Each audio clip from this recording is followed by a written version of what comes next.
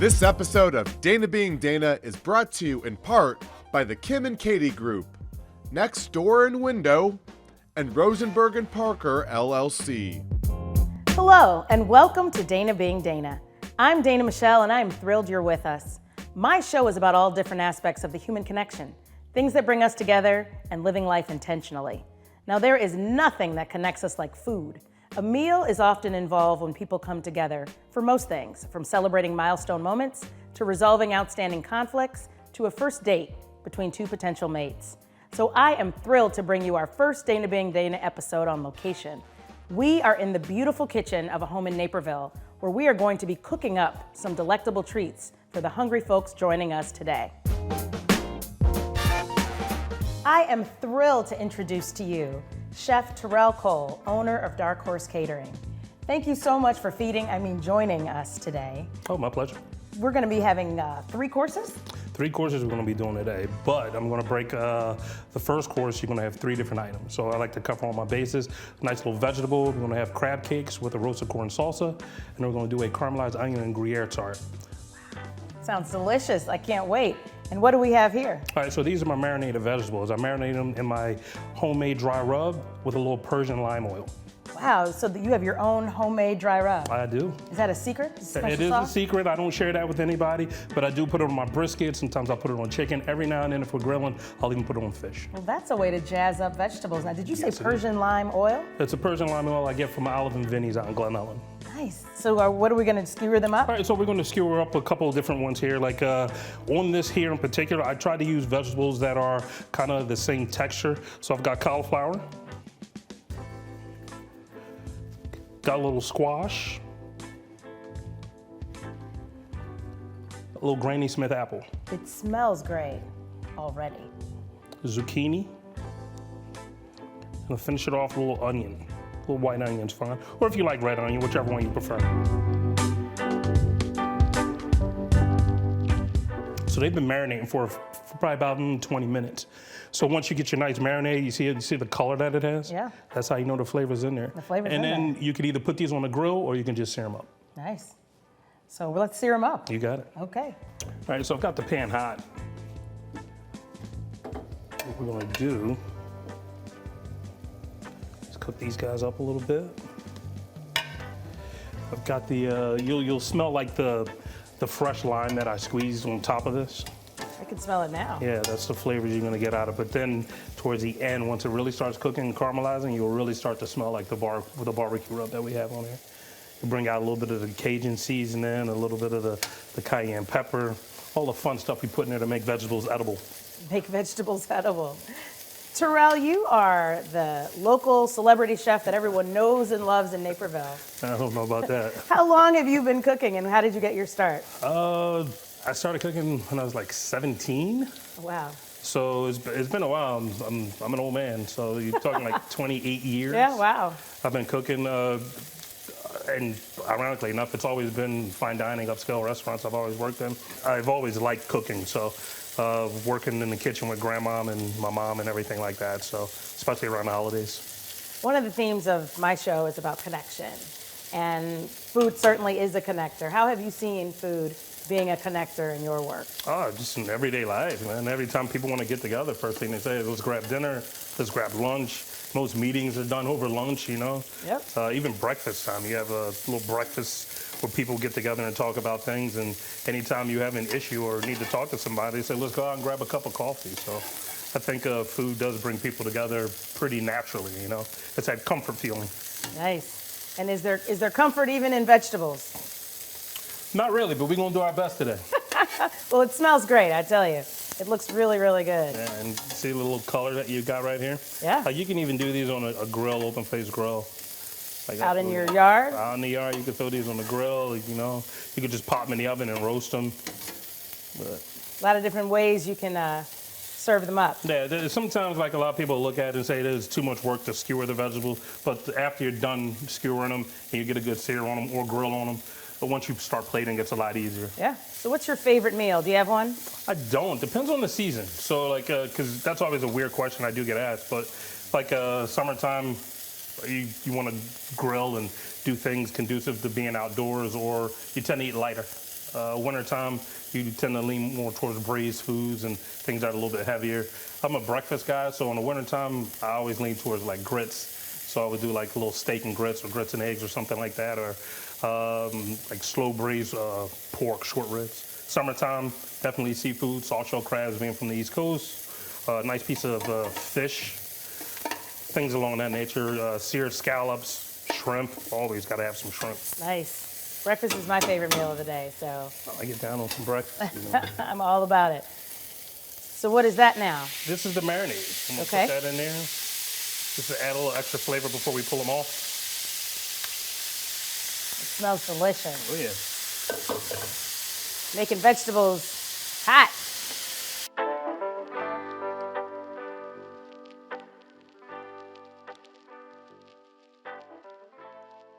All right, so they're gonna be done in a second, and then I'm gonna yank out the other ones and we'll just plate everything up. Okay, sounds great. Welcome back, friends. How do you see food as a connector? I just always think, just like we're gathered here, the kitchen is the heart of the home. And so I would just say this is not only just the heart of the home, but the heart of your entire conversation with your friends, family, and food does connect. Italians, we always would sit down around a wonderful meal, still do actually. And then I always think about first dates too. Lots of times they will sit down and get to know each other over a good meal, much like we're having right here. It's great. So food is a great connector for me, especially being a banker for last 22 years, and I host all my meetings with my clients on lunch or dinner. And I does my deals especially on dinners or lunch, you know. So I feel that, you know, food goes directly to the heart. It touches people and you get your deal done. So I feel that that is one of the best thing which we have. So without food, nothing. Business is impossible, I feel it. So when you want to do a business or build up a good relationship or a great relationship, I think food is one of the best and the finest thing which we should serve. I couldn't agree with you more. And in addition to great food, Naperville is full of great homes. Yes. Katie, you're a real estate agent. You're my real estate agent who's passionate about our community. And you, in addition to your partner, Kimberly Lawler, believe in working beyond the sale because you want people to love where they live. Can you tell us more about that? Sure, we live local, we love living here, and you know, everyone's a little bit different. Sometimes you're looking for a place to live because of the community around you. Sometimes the space itself is really important to you. And we've both had such great experiences here in Naperville. We want to make sure that our network has the same opportunities and finds the same joy in where they live. John, you're originally from Naperville, correct? I am. Born and raised. Yes. Tell me more about what Naperville means to you in terms of homes and community. I think it's just all celebration of friends and family. You know, and there's new friends I've met recently, and then some dear friends that I've grown up with.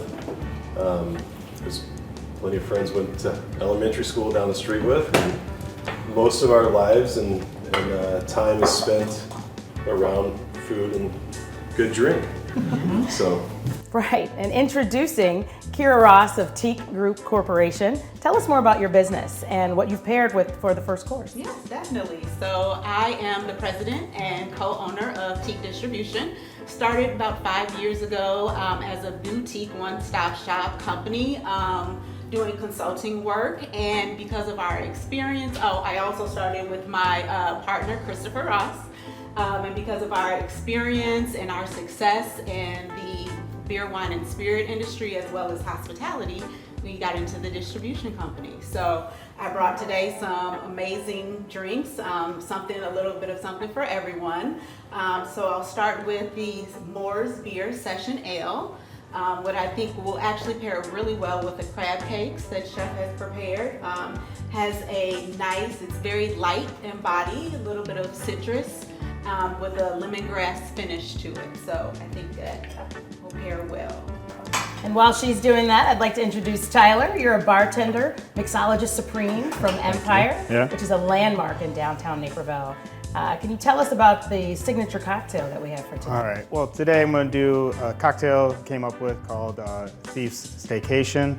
It's gonna be using Den of Thieves whiskey that is also infused like vanilla and ginger, and I'm gonna add blueberries to that, and we're gonna make it kind of like a sour. So start off, 2 ounces of the whiskey.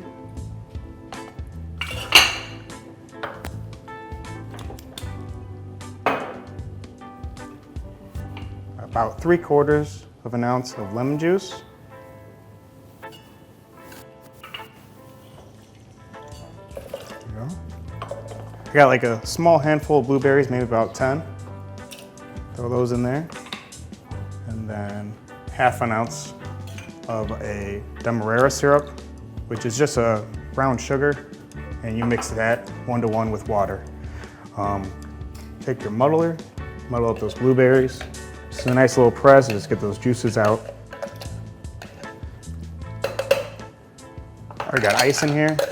Shake that up. There we go. There we go. The mixologist supreme. Pop that open. And I'm gonna double strain it just so we don't have the blueberry skins in the cocktail. Give it a little bit here, everybody.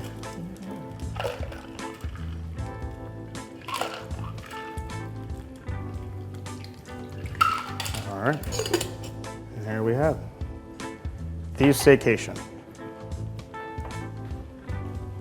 Well, cheers, everybody. Let's dig in. Cheers. Cheers. Tell us what you think. Cheers. Cheers. It's awesome. Yeah? Yeah, Is it it's good? really good. Okay, that's good. Awesome. perfect. Thank you. Delicious, Thank you. delicious, Yeah. delicious. We are cooking up some great things here, and the best is yet to come. Don't go away. We'll be right back. When we needed new doors and windows for our home, we were looking for someone we could trust. We've done the bargain brand windows. We've done the runaround. What we loved about Next Door and Window is that they were different. The experts guided us through every step of their no-pressure process. We really loved their educational approach. Next Door and Window helped us understand what was right for us. They have a totally different approach to doors and windows. They made the window and door replacement process simple. Call 844-600-NEXT to get 50% off your installation. We all have a story to share, stories others can relate to, whether moments of sorrow or of hope and inspiration, whether a story of struggle or a moment of victory. Every little moment captured and shared helps us to feel more informed, helps us to feel more engaged with and connected to the community we all call home. Every little moment captured and shared adds up to something greater. For us, that something is the collective story of Naperville, a city rich in its volunteer spirit, its diversity, its traditions and celebrations, and so much more. In Naperville, there are so many stories worth sharing, and for the past 35 years, it's been our honor to tell those stories and share them with you. This episode of Dana Being Dana is brought to you in part by the Kim and Katie Group, Next Door and Window, and Rosenberg and Parker, LLC. Welcome back to Dana Being Dana, where we are serving up our second course, our main course. We are enjoying all of this food. What are we serving up next? All right, so today I'm going to kind of treat a tenderloin like I would, say, a skirt steak or a dry rub brisket. So I have my barbecue rub that I use if I'm slow roasting something or if I'm just seasoning like a piece of fish that I put on the grill. So normally this is a tenderloin that cuts down into fillets, but this is a whole one. I'm going to sear it in a cast iron pan, carve it up, and serve it over a little truffle mushroom risotto. Tell us more about the rub. Is it this is your secret recipe? I'm going to tell you what I can. Okay, there's a bunch of different herbs and spices in there, all dry. A little Cajun seasons in there, a little garlic, a little onion powder, a little smoked paprika, but I'll leave off there. But it gives our food a really good flavor. So you'll get that nice, that good aroma, that good sweet aroma. Yeah. The only difference is there's no citrus in this. Should we get to searing? Yeah, so this way it gets in the cast iron pan. I'm going to just cut this in half, and we're going to cook this whole thing just like this. It looks delicious. Yeah, you know. And then when we season it, we're just gonna, you know, I like to go generously. Don't hold back on the seasoning. Don't hold back. Just give it everything and give it all you got. All around. I've got a cast iron pan behind me, getting nice and hot to take all this.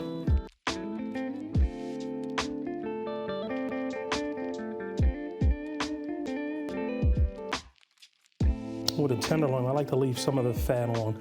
Tenderloins tend to be lean, so leaving a little bit of the fat on gives it a little bit more flavor. Now, should you marinate it? Should you let it sit for a while, or is it okay? We're going right on. We're going right on. We're going right on. Got it. Do you have any tips for the grillers out there who season their meat and put it out on the grill? If I was grilling this, I would do the exact same thing and then just get my grill nice and hot and rub it down with a little oil before I put this on. Oil on the grill before. Mm-hmm. Not on the meat, not just on the right meat. on the grill. Right on the grill. Just put it on there, get those nice grill marks, and once you put a dry rub on it, it'll caramelize up very nicely. Sounds good. Yep. Are we ready to get it going? We are. Okay. Let's make it happen. Let's do it. So we got our cast iron pan nice and hot. Oh, there it is. Go time, go time. Yes, indeed. Gotta like that sound. Yes, it is. That's that sexy sear sound. Get it nice and hot. The I'm gonna get good color on both sides, so this way, pop it in the oven, let it cook. You want to serve it at like a nice medium rare. Medium rare. Yeah, sounds that's what good. we're shooting for. So when it comes to catering, Chef Terrell, what are you most proud of? Well, first, I've been doing it for a while, like by myself. So don't get me wrong, the people who work with me over the years have been great. But starting by myself was pretty tough, and then doing it and lasting for 9.5 years is pretty awesome. So I'm proud of that. But us as individuals, when we're working, like I try to give that upscale service that you would get in a fine dining establishment in your home. So that's the biggest thing I think separates us from everybody else. Nice, nice. Tell us a little bit about the risotto and what's gone into it. All right, so we got a little wild mushroom risotto with a little truffle. So I've used porcinis, creminis, oyster mushrooms, and champagne mushrooms. I reconstituted the porcinis because most of the time they're dry, and reconstituted them just a little red wine, cooked them down in with the rest of the risotto. So like porcinis have a very pungent taste to them, very acquired taste, but I love them in risotto. It tastes fantastic in risotto. You said reconstituting? Reconstituted when you take something dry, soak it in liquid to bring it back to soft. We learned something. Take something dry, soak it in the liquid? Soak it in the liquid. Okay. Yep. Nice. And tell us a little bit about the rice. It's a borio rice. Cooked it down with onions, a little bit of garlic. Use a little fresh thyme, butter. Deglaze it with a mushroom stock, which is why I reconstituted the porcinis. Is that what you reconstituted in the mushroom stock? That's what I use for a stock. Well, it all smells delicious. Yeah, just like if you could smell this, it smells. The steak smells fantastic, and that right there is going to be they're going to complement each other real well. Yeah. And to sauce it, I'm just going to use like a natural pan I use. So got a couple rosemary sprigs. I'm just going to throw it right in here with the meat when I pop it in the oven to finish it. And I'm going to make a sauce out of that. So the rosemary goes on the meat, in the meat? It's going to go right into the pan with the meat. So once it hits heat, it's going to open up a little bit so you get the flavor and you'll get the aromatics. Nice. How do you know when your searing is complete? All right, so I'm looking for this color right here. It's a golden brown color that I have right here. Because I want this to be medium rare, so I don't want to overdo it. Say if I was doing a heavier crust, a garlic crust, a roasted shallot crust or something like that, or even if I rubbed it with a little liquid and then put the dry, say mustard, and then I put the dry rub on it, I go for a heavier char crust on it. But this, just the dry rub, heating it activates it, gives that meat nice, good flavor, and you don't want to get too much color on it. But nice and golden. I got probably about another minute and a half before that bottom gets nice and colorful. And like you see that? Like if you look in the pan, like all that's natural juice coming out of the meat. That's the fat breaking down. And all that we're going to finish off. We're going to deglaze it with a little red wine, a little stick of butter, and that's going to be our nice light sauce for the steak. All right, see that right there? Now we're going to drop our rosemary in. We're going to put that in the oven for about 7-8 minutes.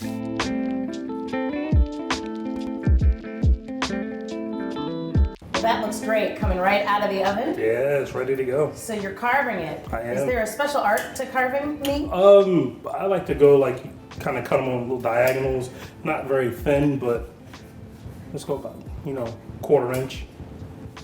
And then I kind of layer them up. So for me, I like to make sure it's medium rare. So I start with the back and work my way up if I'm using the tenderloin. Just want to make sure I got that gorgeous red color.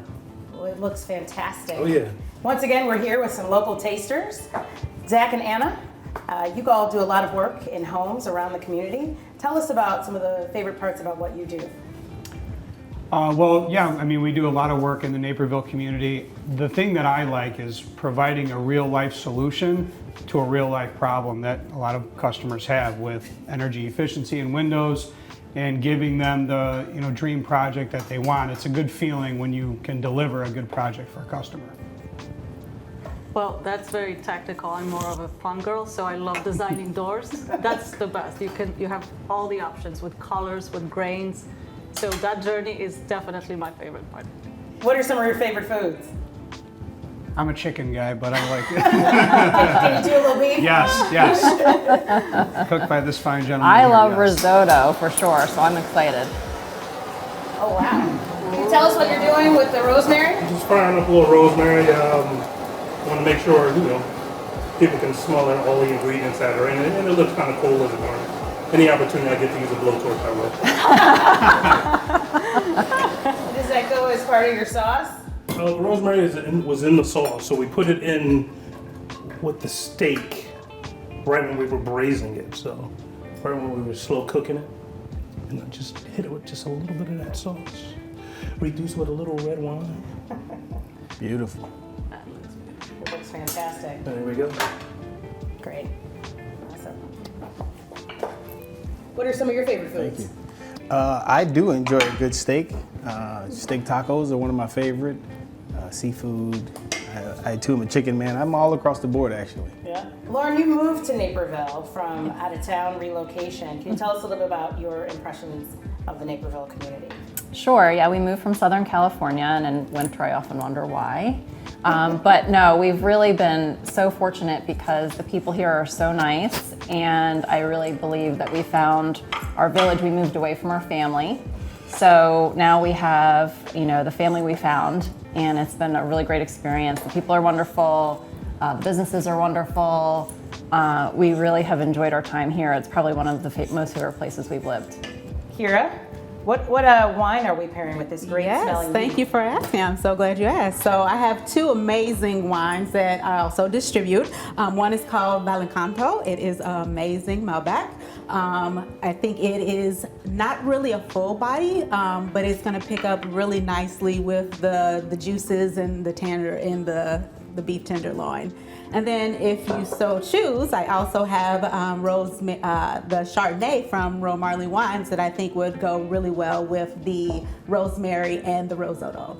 The fire torch rosemary? Exactly, yes. Fantastic. So, I'm gonna pass that down. Pass it down, please.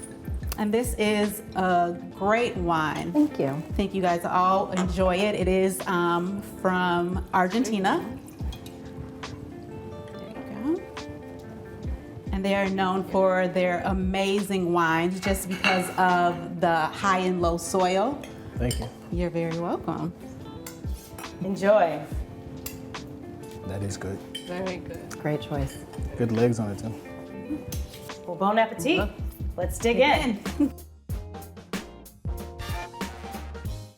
When we needed new doors and windows for our home, we were looking for someone we could trust. We've done the bargain brand windows. We've done the runaround. What we loved about Next Door and Window is that they were different. The experts guided us through every step of their no-pressure process. We really loved their educational approach. Next Door and Window helped us understand what was right for us. They have a totally different approach to doors and windows. They made the window and door replacement process simple. Call 844-600-NEXT to get 50% off your installation. This episode of Dana Being Dana is brought to you in part by the Kim and Katie Group, Next Door and Window, and Rosenberg & Parker, LLC. Welcome back to Dana Being Dana, where we're discovering what's cooking in our kitchen and our community. Chef Terrell is serving up some sweet treats for this last segment. Tell us what we're eating. So we have 3 different desserts. We've got a key lime pie, a real velvet cheesecake, and then I'm going to fry up some donuts here. Frying up some donuts? Yeah, I do mini regatta cheese donuts. It's one of our signature desserts that we do. So I've got the batter already made, so it'll be easy. So let's just fry some up. It's time to make the donuts. All right, I've already got the oil hot, so I go to a medium or high heat, and there is regatta cheese in the batter. So for me, regatta cheese helps keep things moist. I even use it if I'm making a meatloaf or anything like that. So I try to use it to help moisten things up. So flour, egg, baking powder, regatta cheese, sugar. Nice. That's it. That's it. Nice and simple, you know. What kind of oil? This is just canola oil. It burns at a high heat, so I can work with this a lot better than you could olive oil or anything like that. Nice. So what I'm looking for when I'm frying these up is this golden color here. I like to keep my donuts nice and light color, and they're nice and soft. And when you open them up, you see. Oh yeah, nice and fluffy. Yeah, look at the color and everything. But if you touch them, they're nice and moist. Looks delicious. How long do they cook in the oil? So the cool part about doing mini round donuts is they kind of tell you when they're done. So I drop them in and they roll. I see that. I don't have to do much to them. They spin, they roll, and that kind of tells you which side needs to cook, because the raw dough will be heavier than the cooked dough. So once it starts to cook, it starts to flip. So these are easy for anybody to cook. Oh, yeah, you can make these at home, yeah. Yeah. I mean, that's how I started out, so yeah. So biggest thing is you just want to make sure that center is cooked all the way through. So if they picked up a little bit more color, that's fine, because once we're done, we're going to toss these in cinnamon sugar.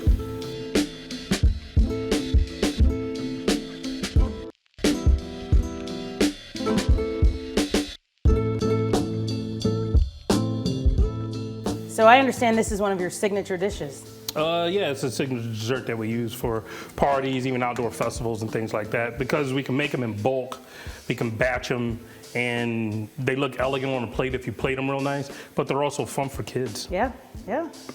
What are some of your other signature dishes? As far as desserts go, I get people who always order a peanut butter pie from me, chocolate flourless torte. Since we fired up the pizza oven, we have a dessert pizza that we do. It's smoked peach and cannoli pizza. So those are just a few of the things that we've been kind of blowing through this summer so far. And what about just dishes in general? People always come around for the braised short ribs. Braised short ribs. Always the braised short ribs. Dark Horse Catering.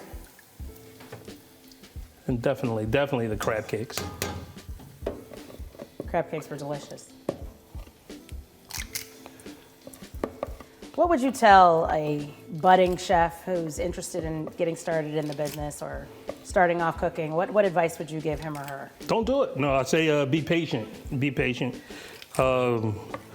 Actually, my nephew's looking to be in this industry. He's already working at a restaurant in Chicago, so he's looking to kind of do his own thing later on. And he's here now where things are rolling pretty nicely for me. He wasn't here at the very beginning where you're struggling and looking for ways to promote yourself and everything like that. So he doesn't get to see all that stuff. He just comes in and kind of sees an almost finished product. But constantly you always have to make sure that you're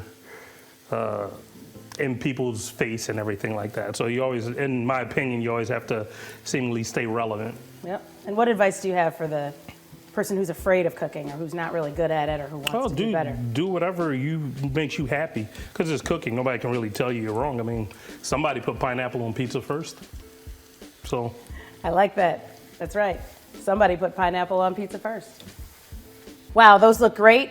We can't wait to put them in some sugar, sweeten them up, and serve them with the rest of our sweet desserts.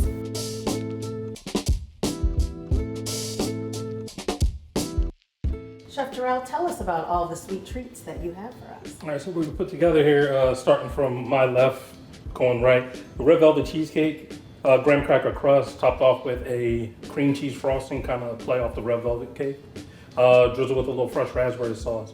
We've got the regatta cheese donuts tossed in cinnamon sugar, drizzled with caramel sauce, garnished with a fresh fanned strawberry, key lime pie, whipped cream, topped off with fresh raspberries, and then raspberry sauce bubble off to the side. And of course, you have to garnish with some blackberries, especially if you're using a white plate.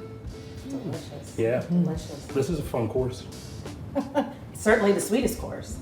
Kira, can you tell us what you have to pair with this sweet treat? Yeah, definitely. So we have another one of our amazing brands. This is a Den of Thieves. It's a chocolate infused bourbon. It will be selling currently in Illinois at the end of the month. But I think that the subtle notes of cocoa and chocolate that are in this guy are going to pair well with the donuts as well as the red velvet cheesecake. Typically you use the cream with the cheesecake, but we like to switch it up a little bit. So we're going to add a chocolate. So I think the cocoa in this and then the cocoa that is typically in the red velvet will pair well. Lovely. While she's pouring, Blake and Heather with Rosenberg and Parker, you all are real estate attorneys, and you do tremendous work in the community. You're my real estate attorney, so I thank you for getting me into my home. What are some of your favorite aspects of Naperville and the surrounding areas? I feel like it has a little bit of everything. Restaurants, wide variety, a good downtown area to walk around the Riverwalk, and it's got a lot for different families, sports, etc. I agree. It's the same. I felt the same way. When we moved here 11 years ago, I was overwhelmed almost with all the things that my son could do and get involved in, and that's not where we were, the community we came from had. So that we've been thrilled to live in Naperville. Yeah. And Blake, you're from Naperville, correct? I am born and raised. I mean, I was actually born in Lisle and lived in Lisle, but currently went through the Naperville school system, live in South Naperville, and it's what I consider home. It's the only home I know, and we love it here. That's great. Speaking of Naperville and all the great restaurants, what are some of your favorite restaurants? You know what? I think I love Blue Sushi. My kids love it too. I'm not a big sushi fan, but I eat the stuff that's cooked. But my kids go there with their friends, and it's a beautiful restaurant. It's really good. Love it. I actually like Francesca's. It's close to where I live. And during the pandemic, we were able to kind of get it catered to our house. And I kind of love the little touch that they gave us as a surprise. They gave us like these extra cookies, and just to kind of brighten the mood for all of us during that time, it was a pleasant surprise. Every time we go downtown, we end up at Vasily's. It's our favorite place downtown. We love Maison Sabika. I'm a big fan of, like this plate is fantastic for me because it's got a little bit of everything, and I feel like Maison has the same thing. You get you order many different dishes, so it's good to taste different varieties of food. Yeah. My kids love Giordano's. During the pandemic, we had a lot of Sullivan's. Allegory is a favorite of ours as well. So, Chef Terrell, what about you? My favorite restaurant? I don't know, depends on what I'm in the mood for. He's like Dark Horse Catering. Hey, it would be if I had a storefront, but I would probably lean towards Vasily's as well. It's incredible. I went there for the first time a few months ago and been back 3 times. Allegory is another place I go to at least once a month. Been going to Bev's a lot since they opened. Do like that. I like to mix it up. I mean, if I'm in the mood for a burger, I go to Jackson. I think they have the best burgers. Yeah, I go up and down, man. Like pizza, Uncle Pete's, Little Pops. I mean, it's a bunch of places, man. Because it hurts living right in downtown. Yeah. Just goes to show it's too hard to pick. Yeah. Yes. So many There's restaurants. Yeah. There's a lot. What do you think are some of our strongest points of our community? Well, for me, I like variety, exposure for my children. So we're not from Naperville. We moved here once we started working, and I feel like there's a lot of chances for our kids and even for us to expand on kind of our culture as well as accepting different like flavors and things like that. You know, I think I like the fact that I can feel safe that my kids can go out by themselves and I don't have to worry about them. There's plenty of stuff for them to do. So yeah, it's very family friendly. I mean, the school system is second to none, and like I said, I think there's a variety. I don't care if you're into sports or the arts or whatever, there's something for anybody to meet any of their interests. So I think it just gives a lot well-rounded things to do. Definitely. Well, I am not a resident of Naperville, but I know the whole flavor and I know the idea of diversity is just amazing. And I think that's great. It brings it back to dining. I mean, there's so many different things, and food and good drinks bring us all together. And it seems like that is what Naperville does as a community. Absolutely. Well, are we ready to taste? Oh, yeah. Yeah. All right. Well, cheers, everybody. Cheers. Guys, cheers. Cheers.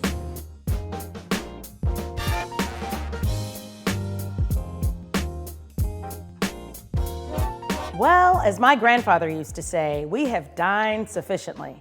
Food is love, and we have enjoyed. Homes are community, and homes are Naperville. So many memories are created right at home. We've spent a lot of time at home over the last few years, and lots of great moments happened in the kitchen over memorable meals with loved ones. Thank you for the laughs, and thank you for the love. Thank you to my guests and our incredible sponsors for joining me for this episode. Next Door and Window, Kim and Katie, and Rosenberg and Parker. Special thanks to Dark Horse Catering, T.E.A.C Group Corporation, Olive and Vinny's, and Gordon Food Service. Hopefully you have been entertained, if not encouraged or inspired. I do not promise to be an expert, nor do I have all the answers. I'm just Dana being Dana. See you next time. This episode of Dana Being Dana is brought to you in part by the Kim and Katie Group, Next Door and Window, and Rosenberg and Parker, LLC.